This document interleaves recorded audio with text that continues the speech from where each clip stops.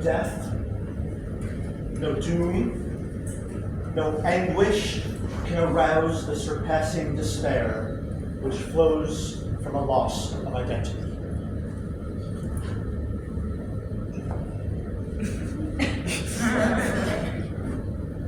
What are you going on about? I was reminiscing About what? about times long past. What year do you think it is? I don't know. I've stopped paying attention. Then how do you know your time's gone past? Because they're more real to me than the present. You speak in riddles. I speak the truth. As I am capable of experiencing it. Can't you enjoy the moment in this room, in this sunshine? Can you find truth in where we're sitting right now? This room is alive. Sunshine is alive. Both are quickly consumed by darkness. We may, all of us, be institutionalized, but I believe you're the only one who's truly demented. No. He is not in the least demented.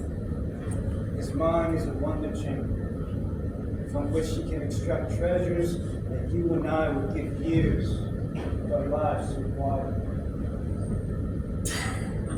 You missed my ether rag.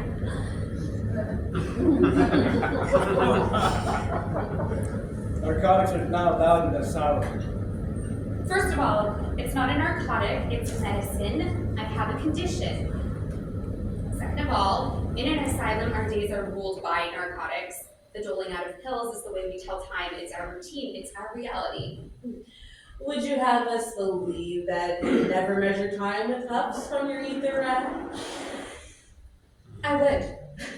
I've never, ever allowed myself to be tyrannized by substance or authority. Until that is, I was forcibly interred in this prison where I am oppressed by both. I yearned for a time when I thought the world could be so easily categorized into one of two states, oppression or liberation.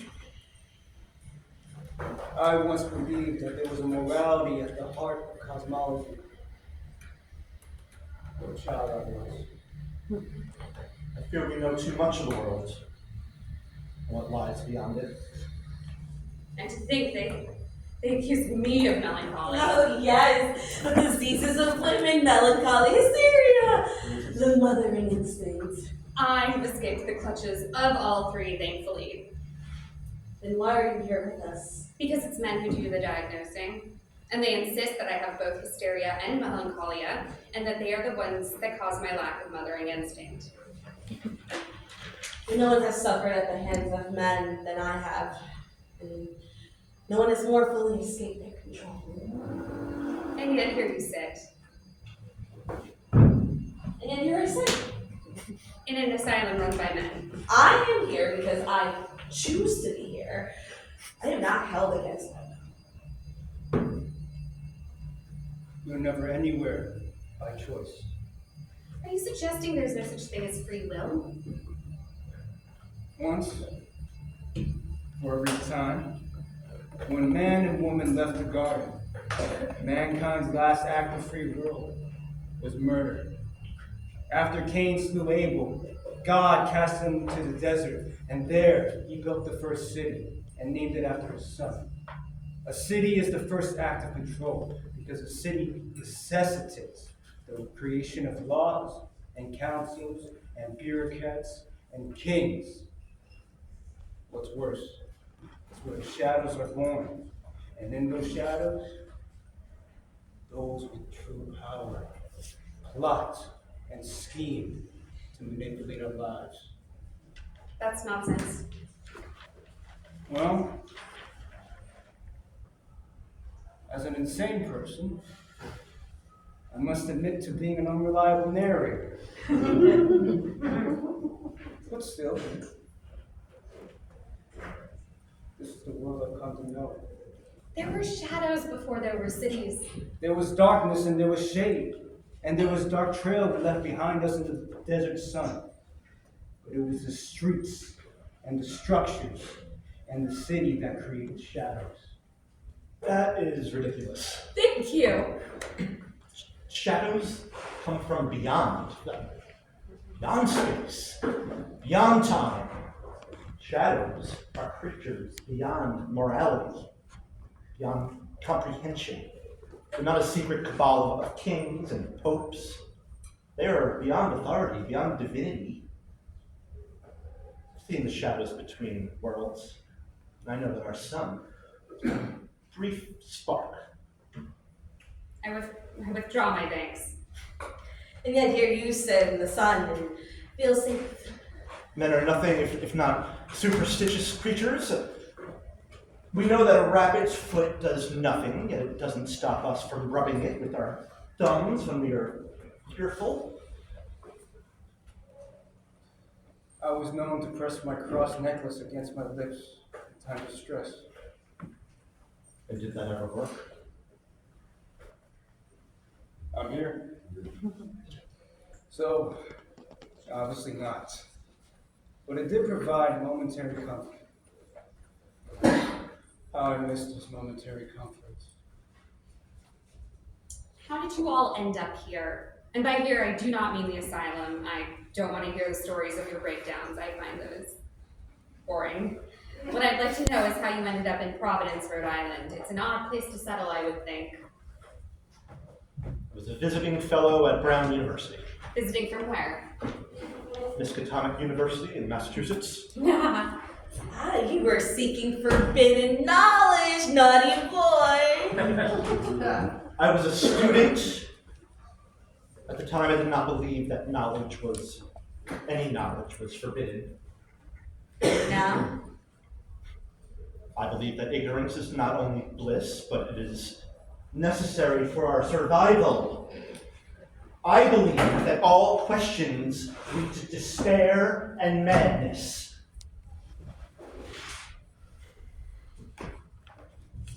I came because it was the first truly free colony. It was formed with no royal charter. It had no religion. It outlawed slavery in 1652. All of this was reversed when the colony became a city. But still, there was a brief time where people of Providence lived in the true light. What about you? I came because Providence's time in life was brief, and it is now nearly 200 years into the shadows. Have lived. You want the truth? The truth is that it was the only Puritan colony that did not burn witches. I am here because it is safe. Are you saying you're a witch? It is you who said. The most terrifying thing about this conversation is that you and I are probably the only sane people in this institution. Well, what else is there to do when confronted with the madness of the world? We are women. We do not have the luxury of going to pieces like... You have not seen what I have seen. Staircases to the world below. A monster who exists beyond our five senses, the writhing mass of chaos at the heart of existence. I have seen the mask of the true ruler of this world, and I have known it to be, in fact, be no mask at all.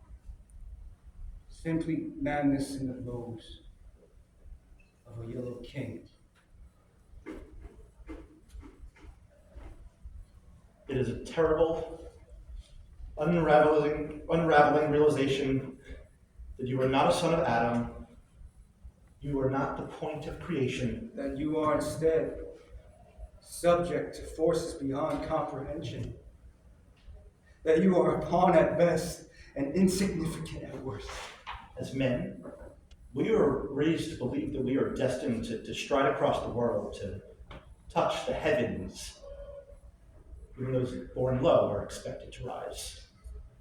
How can you rise in the morning and enter the world knowing you are powerless? That you live and die at the whims of creatures who don't regard you as intellectual beings of the soul.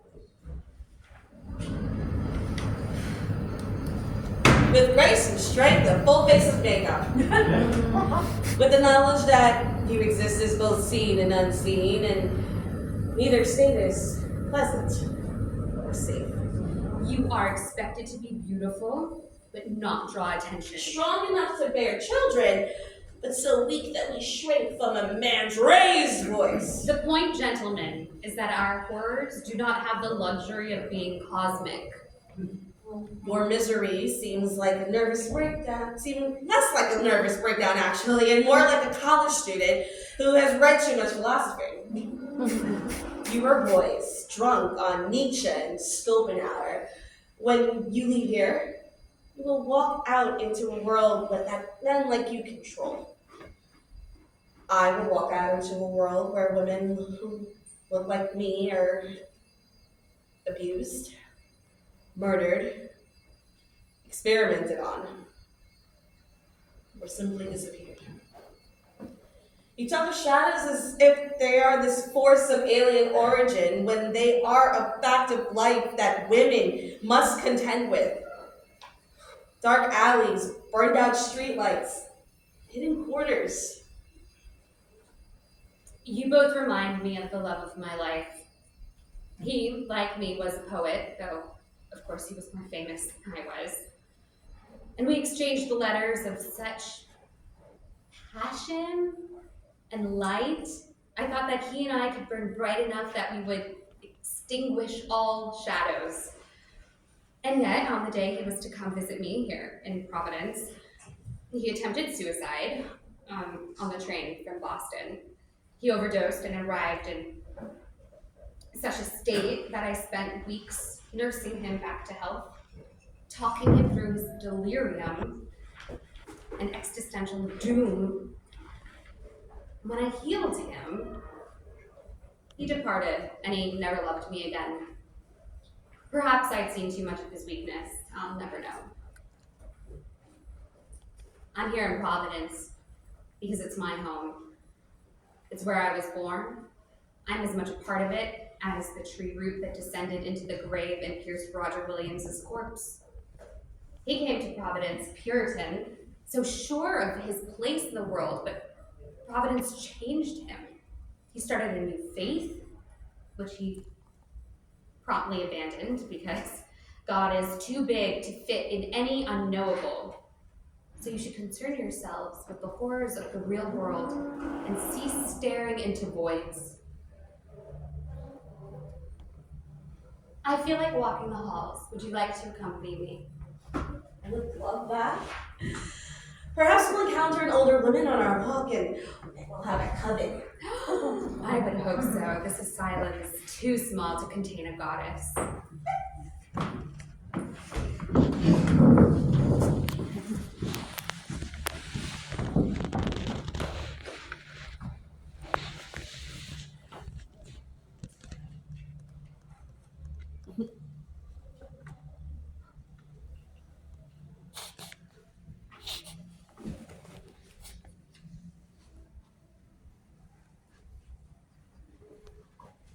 The void that makes the heavens shake, and the moon is shapen on the lake, cast shadows down on Providence. The night is dark. But darker still is that dark God who by force and will fell from the stars onto Providence. Songs no human voice can sing swell and anoint the yellow king. And we go mad, if we must, in Providence. I've welcomed the void into my heart, and all that's left is to play my part in the horror that's to come. To Providence.